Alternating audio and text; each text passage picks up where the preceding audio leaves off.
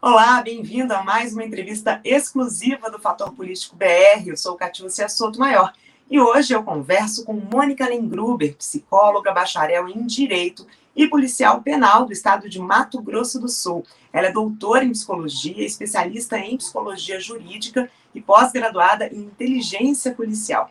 Muito obrigada pela participação, Mônica. Obrigada, Catiúcia. Para mim é um grande prazer estar aqui com vocês.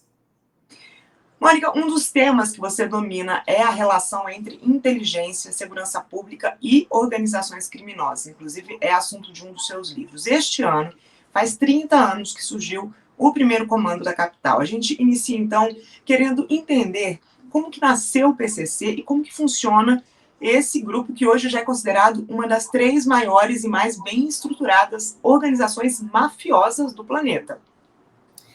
Bom, pois até vale bem a pena estar falando, eu vi que você falou aí do livro, que o primeiro artigo desse último livro que a gente está lançando aqui, ele vai falar justamente dessa trajetória, de como é que o PCC nasce em 1993 como uma organização criminosa que não tinha, né, esse enquadramento de organização criminosa, mas como uma gangue paulista que nasce no interior de um sistema penitenciário que era de Taubaté, de São Paulo, e hoje se torna, até vou te falar, que atualmente ela é considerada a segunda maior organização criminosa transnacional do mundo. E como é que ele vai tendo esse percurso? Tem uma coisa que é bem interessante, Catiúcia, que até no próprio livro que eu tenho especificamente sobre o PCC, eu coloco a foto do Yin Yang, que é uma simbologia que o PCC adota, e muitos deles vão falar numa questão que o Yin Yang é o símbolo do bem e do mal, onde tem o mal, tem o bem, e que muita gente não sabe que, na realidade, esse símbolo vem de uma marca de roupa, que era a Tani Country, era uma marca muito utilizada nas gangues paulistas, e que esses primeiros integrantes do PCC se utilizavam dessa marca de roupa, e que tinha, né, como símbolo da marca de roupa o Yin Yang. Então, eles acabam incorporando como uma simbologia da própria organização criminosa. Eles nasceram em 1993 com 8 integrantes. Lembrando, eu acho que bem importante estar pontuando aqui que o que os torna muito diferente do próprio Comando Vermelho, que o Comando Vermelho, além de nascer numa época que a gente tinha um problema muito grave com a questão política que o Rio de Janeiro estava enfrentando e o país estava enfrentando naquele momento, eles nascem com alguns preceitos lá ideológicos e até com algumas questões políticas, ou Comando Vermelho. O PCC pega um estatuto que já existia do Comando Vermelho, coloca no seu primeiro estatuto em 1993 que eles têm uma aliança com o Comando Vermelho, porém eles tinham 2 integrantes da máfia italiana, da linha Greta, que estava preso junto com esses 8 presos. E essa formatação de um grupo organizado, extremamente organizado, e até eu falo sobre isso, que nenhuma vírgula sai do lugar, ela vem já da organização criminosa que era mafiosa, né? Que é mafiosa, existe até hoje enquadrada até na primeira do ranking mundial. Então, ao contrário dessa primeira organização criminosa, que era o Comando Vermelho, o PCC já nasce muito organizado, extremamente organizado. Quando no final de 2002, né, em novembro de 2002, o Marcola assume o comando do primeiro comando da capital, ele coloca 2 palavras que anteriormente não se tinha, do que a gente vai chamar, do que eu chamo algumas vezes de tríade lemária, que um lema, né, são 3 lemas, que eles até incorporam isso ali da Revolução Francesa, que é paz, justiça e liberdade. Mas o Marcola tem uma grande sacada, que é colocar 2 outras palavras, que é a questão de igualdade e união. Então, quando se coloca essas 2 palavras como lema da organização criminosa, o Marcola traz para essas pessoas que então começam a se faccionar cada vez mais uma ideia de amar a todos por igual, que isso é muito importante dentro de uma liderança, e essa ideia de que também não havia mais líder, e ele até fala muitas vezes sobre isso, que ele não é líder de nada, de que todos teriam voz e que todos iriam caminhar juntos para liderar essa organização. E também ao contrário do Comando Vermelho, que que tem uma ideia muito local, muito de Brasil, o PCC já tem uma ideia de dominação, de não só começa com uma dominação das cadeias paulistas e depois de uma dominação de Brasil e depois de uma dominação de mundo, né? Então, são 30 anos que a gente vai falar de uma organização que nasce com 8 pessoas e hoje em dia a gente pode falar que tem cerca de 400 mil entre faccionados e aqueles familiares, os simpatizantes, e uma organização que era mesmo, ela tinha um domínio assim de bocas, né, dentro de alguns bairros em São Paulo, começa no interior e depois vai pulverizando pelo estado todo de São Paulo, e começa, então, a entrar em outros estados, em estados que são extremamente importantes para esse cenário. Você vai pegar aqui 2 estados que eles, quando eles têm algumas rebeliões, né, ao longo desse tempo deles, que são consideradas mega rebeliões de São Paulo, quando essas rebeliões vão tendo, a ideia, então, da segurança pública em São Paulo foi de distribuí-los em outras cadeias. E aí vem os primeiros integrantes do PCC para Mato Grosso do Sul e para o Paraná, que hoje são estados extremamente enraizados e muito fortes do Comando Vermelho. E essa ideia de pulverização, obviamente que não deu certo, né? Porque eles só cresceram. Agora, Mônica, você dá aulas exatamente sobre psicologia criminal, né, jurídica. O que é possível identificar em relação à evolução da segurança pública e da organização criminosa, as diferenças que existem? Porque, como você mesma falou, eles são muito organizados. Enquanto é difícil controlar a violência, parece que os criminosos têm tudo sob controle, né? Eu gosto muito de destacar algo que tem algumas pessoas que não falam, mas a gente que é dessa área humana tem muita noção. Você pega o Marcola leu mais de 17 mil livros, obras. 2 obras ele sempre tem, assim, de cabeceira, que é Crime e Castigo, do Dostoiévski, e Psicologia de Massa, do Freud.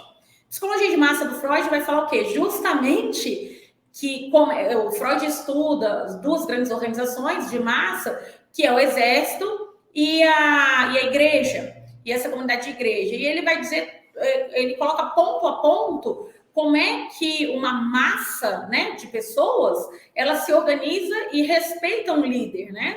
Nessa questão da liderança, então, esse viés psicológico, né, é muito bem compreendido por esse integrante que acaba se tornando, desde o final de 2002, o líder máximo dentro da organização.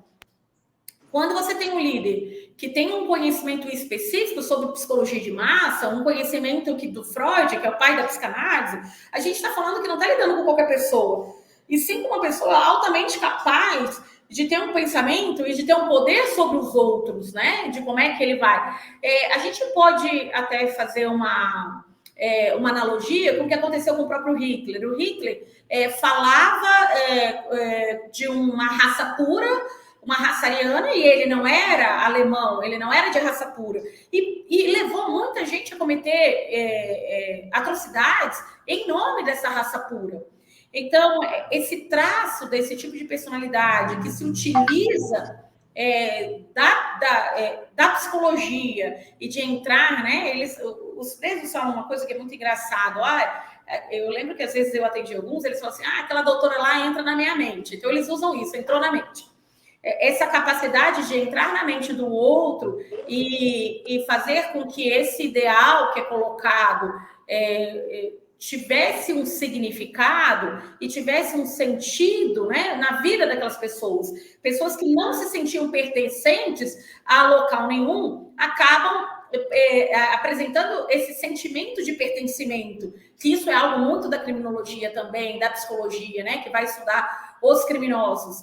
Essa necessidade de se sentir pertencente a um grupo. Então, você imagina, uma vez, se vocês observarem uma CPI que o Marcola vai falar sobre a questão, se não me engano, é do tráfico de armas, em algum momento ele fala assim: olha, eu era criança e ficava cheirando cola, e é o que dá origem ao nome dele, né? O Marcola, que é Marcos William Hermas Camacho.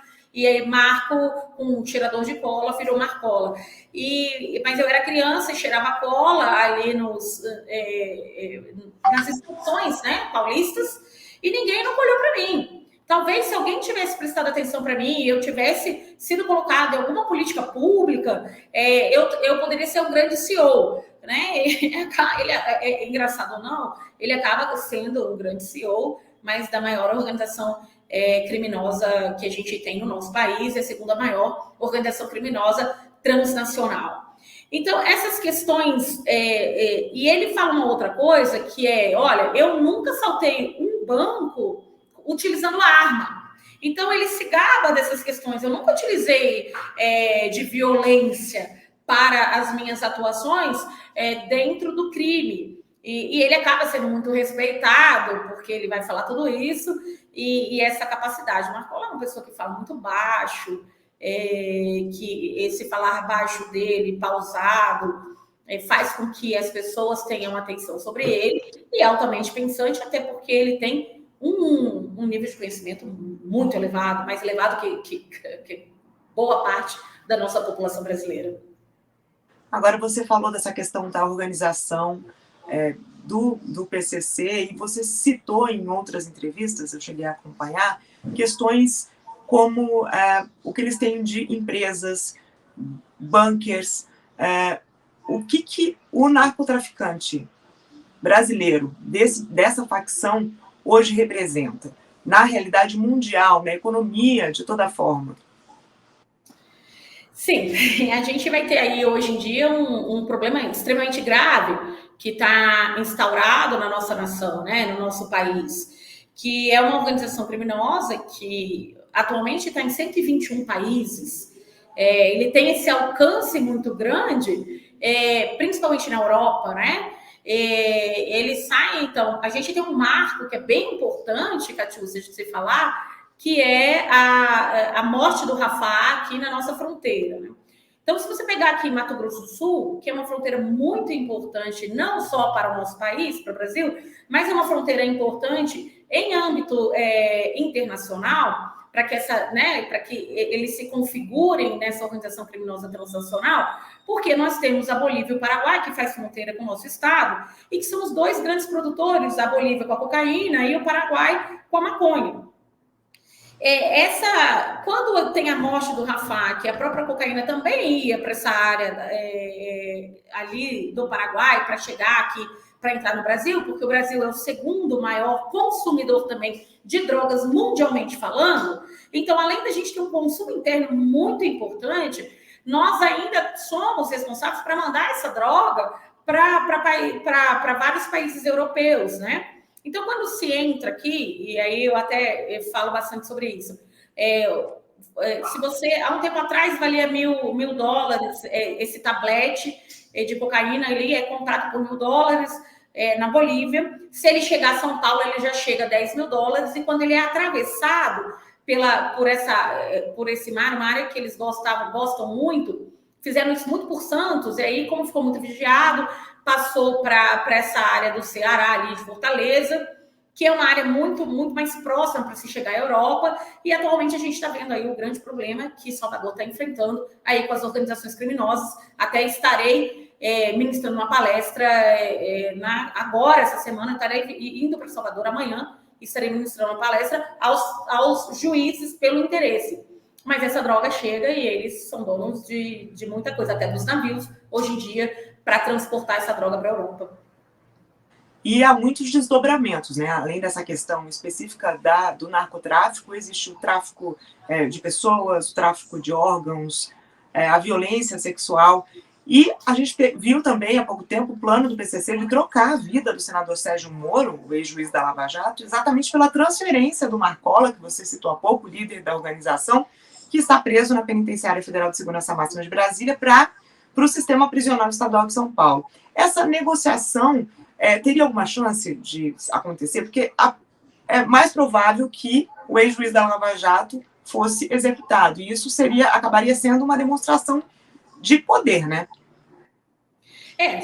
é uma demonstração de poder, mas também talvez eles não estariam cumprindo com determinadas pactuações aí que eles vão fazendo que a gente não sabe muito, né? De uma forma muito profunda. Assim, é uma área extremamente delicada. Essa sua pergunta acaba sendo uma pergunta também muito delicada, porque a gente sabe que, historicamente, houveram alguns pactos, né, com o próprio PCC. Se você for lembrar, do ano de 2006, você até, eu acho que estava aqui em Mato Grosso do Sul, aqui em Campo Grande, porque teve Campo Grande, quer dizer, o estado de Mato Grosso do Sul aderiu àquela rebelião do Dia das Mães, juntamente com o estado do Paraná, justamente por causa daquela pulverização da grande liderança. Aqui em Mato Grosso do Sul, a gente já tinha o primeiro comando, então, do Mato Grosso do Sul, que depois é incorporado ao PCC. E para que se houvesse, assim, para que se parasse de ter vários atentados que tiveram contra as forças de segurança pública, principalmente em São Paulo, aqui eles cortaram a cabeça, apresentaram, saiu até num jornal de ampla divulgação de mídia nacional, para que isso tudo acontecesse, tiveram realmente que chamá-los e falar, olha, vocês parem com isso e aí a gente vai devolver vocês. Isso é algo conhecido porque tem até filme sobre o assunto, não estou falando nada novo. Então, algumas coisas, se você parar para pensar, o crime organizado, Catiúcia, ele não se fortalece, jamais chega a ser com um crime organizado transnacional, se nós não tivermos, se eles não estiverem junto com eles, não os 3 poderes, mas os 4 poderes, né? E isso até é uma fala muito enfática do próprio Rogério Greco, que eu estive recentemente numa palestra dele, e ele vai falar disso, e eu fiquei pensando, puxa, quarto poder, que quarto poder era esse? Então, além desses 3 poderes, eles obrigatoriamente têm que ter a representatividade do poder bélico, né? Então, se isso não acontecer, o crime não se torna um crime transnacional. Porque vocês imaginam que um país que tem alta capacidade, o poder bélico é o que dá uma capacidade para um país de uma defesa e tudo de enfrentamento de algo extremamente grande. E a partir do momento que se isso é entremeado com o crime organizado, a gente acaba tendo um problema. E é um problema, sim, que vai para todas as áreas. Porque, como você disse, aí a gente tem a questão do tráfico. O crime não é só a droga, mas é tudo que vem com ele, que é o tráfico de pessoas, que é a questão do próprio garimpo, né? Talvez hoje em dia, eu até falo bastante isso, alguém compra uma joia para uma pessoa e está comprando uma pedra preciosa que é oriunda da organização criminosa, porque eles já são donos de vários locais de pedras preciosas. É uma problemática tão grande que às vezes a gente acha que não tem, nunca vai chegar a gente, e a gente está usando um anel que é oriundo da facção criminosa, da organização criminosa. Como você explicou, Mônica, essa organização está no mundo todo. Além disso, investigações revelaram recentemente que os cartéis de Sinaloa e Jalisco Nueva Generación, atualmente o maior grupo criminoso do México, tem uma parceria de conveniência com o PCC. O que isso revela sobre o poder e o potencial dessa organização criminosa para todo mundo?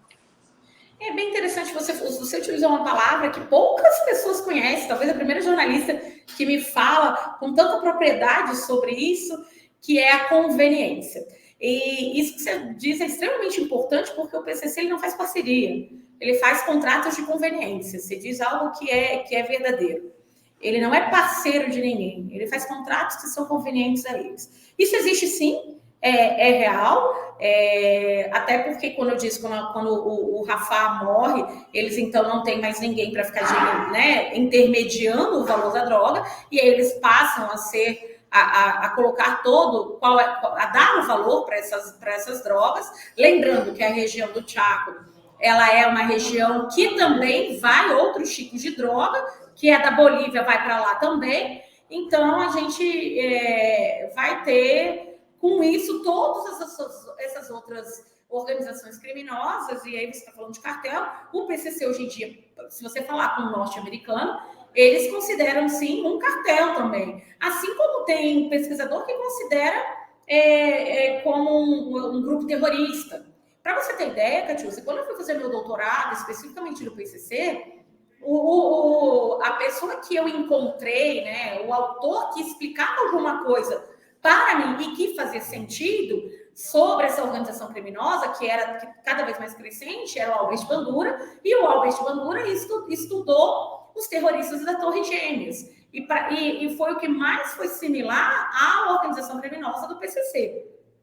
Então, quando a gente está dizendo disso, a gente está falando de uma organização criminosa extremamente perigosa, de alcance internacional, e a gente está dizendo aí da segunda de maior alcance internacional, e que tem muita gente no meio disso tudo. A gente não está falando de presos, do Marcola em si, é de muita gente envolvida. São pessoas, obviamente, se você for ver tem um filme que eu gosto muito, que chama Sicário. Sicário é um filme que retrata essa questão do México, e que às vezes a gente pensa que no Brasil não existe, e o Brasil tem configurações extremamente similares com o México, que se você pegar esses estados aí, como está o Rio de Janeiro, e atualmente o que tem acontecido com o estado da Bahia, dessa gravidade de enfrentamento que eles estão fazendo contra as forças de segurança pública. Bom, então a gente sai do internacional e volta para o Brasil. Como você citou, a Bahia virou esse campo minado de facções e também um entreposto estratégico, assim como Mato Grosso do Sul, para o tráfico de drogas. Como que a política de descriminalizações e de desencarceramento do atual governo federal influencia nisso? A liberação de drogas, a gente pode dizer que ajuda a financiar grupos criminosos e que essa não é a solução? Olha, eu vou te falar, inclusive, como mãe, como psicóloga depois, talvez, e falo até como um ser humano que jamais, nunca acreditei nisso e não vou acreditar. Olha, eu fui em várias, tudo que você possa imaginar, de reuniões, de palestras, de pesquisa. Eu sou uma pessoa que, quando vou falar sobre alguma coisa, eu falo porque eu já estudei muito e acabo tendo propriedade para falar daquele assunto. Nada me convenceu de que isso é uma política que vai ser eficaz, de uma política que vai ser eficiente, porque a questão da droga, do tráfico, vai continuar. A gente tem um outro problema, que é um problema gravíssimo, que é essa questão da utilização da maconha. Que a maconha é medicinal, que a maconha e essas coisas todas que falam, não é real. A maconha é a droga que mais predispõe aos surtos esquizofrênicos. A gente tem problemas muito graves que são oriundos do componente da maconha, e isso não vai deixar de acontecer, porque as plantações vão existir. A gente sabe que a pessoa que utiliza muito, não é para fins medicinais, mas é para a ação toda que essa droga faz nesse organismo, e porque a pessoa se torna realmente uma pessoa que desenvolve um vício, uma doença, né? E aí eu acho tão contramão quando a gente está aí para lançar no Brasil a CID-11, né? Porque a gente já tem o DSM-5, e que o DSM-5 já traz essa nova nomenclatura, que é o transtorno por uso de substância, o TUS, porque antigamente se utilizava a dependência química, e aquela pessoa ou ele era dependente químico, ou ele era, o cara usa só de vez em quando. Isso estava no próprio código, né, na codificação das classificações das doenças internacionais. Isso foi retirado desde o DSM-5. A gente utiliza ainda a terminologia de dependência química, porque estamos com a CID-10, mas a CID-11 está chegando aí, e colocou o nome de transtorno justamente para dizer da gravidade que é a doença. Então, nós não estamos falando de uma substância, como muita gente aí quer colocar na cabeça da gente. Puxa, não, mas é só para a pessoa ficar de boa. Não é verdade. Se é uma substância que causa um transtorno, e quando a gente coloca o nome de transtorno, isso vale ressaltar aqui, porque essa nomenclatura transtorno vai dizer que é doença. Por isso que o nome do psicopata, por exemplo, é transtorno de personalidade antissocial, vulgarmente conhecido como psicopata. Mas é um transtorno de personalidade. É uma doença, e a doença mais grave que a gente vai ter. O nome, então, você vai falar do border, né? Transtorno de personalidade borderline.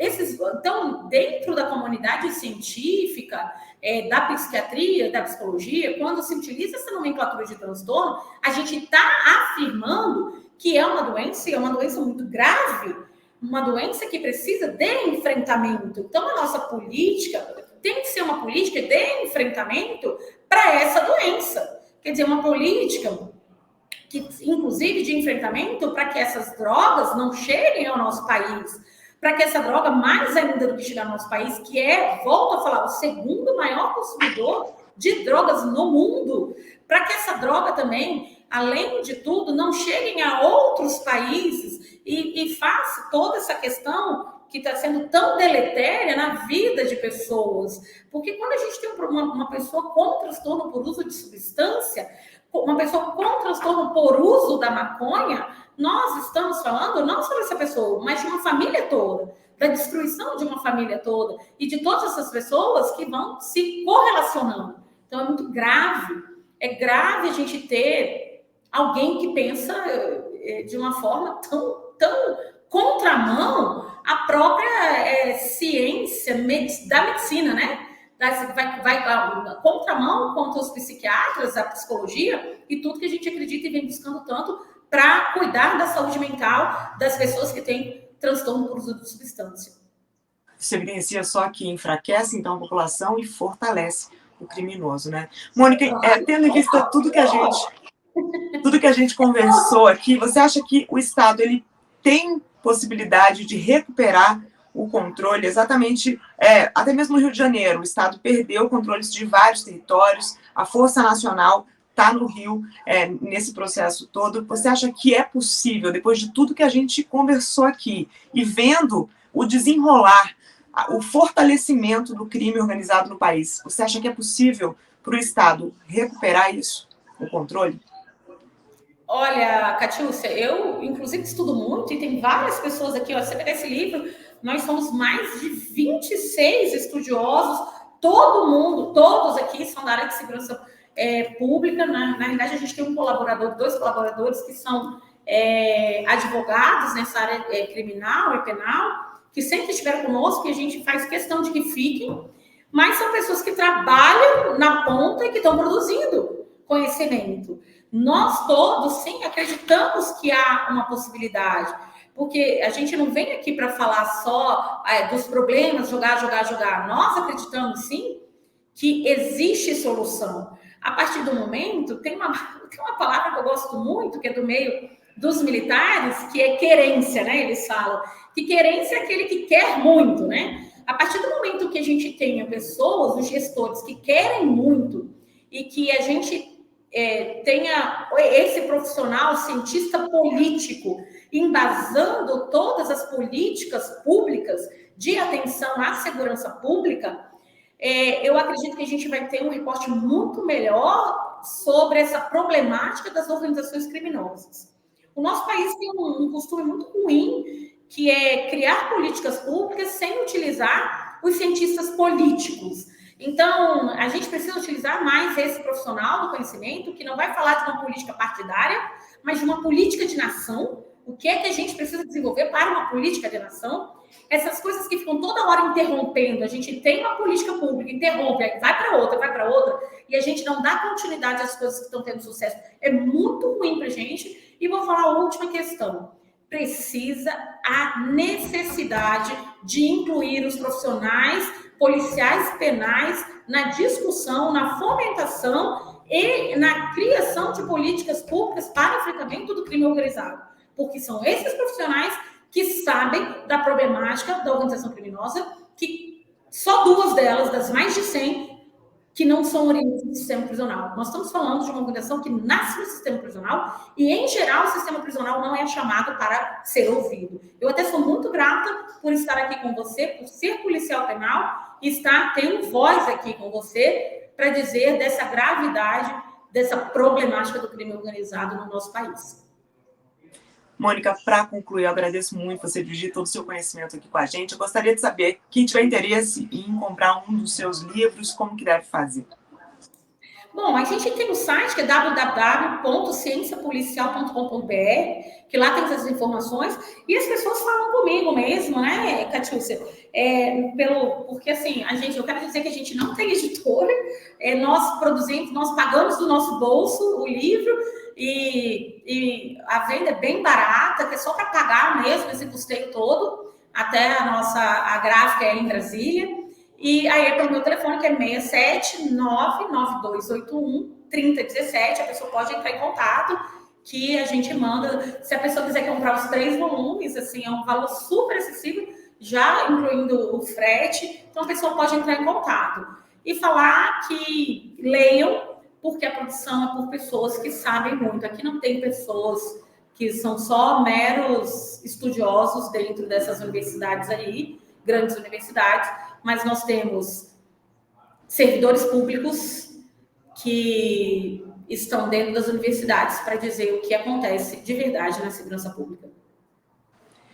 Doutora Mônica Lengruber, psicóloga, especialista em organizações criminosas, muito obrigada pelo seu tempo. Eu agradeço mais uma vez a sua participação e as informações que você compartilhou com a gente aqui. Até a próxima. E para você que acompanhou, eu deixo também meu muito obrigada. Entrevista exclusiva, informação relevante, sempre tem aqui no Fator Político BR. Siga, curta e compartilhem. A gente se vê.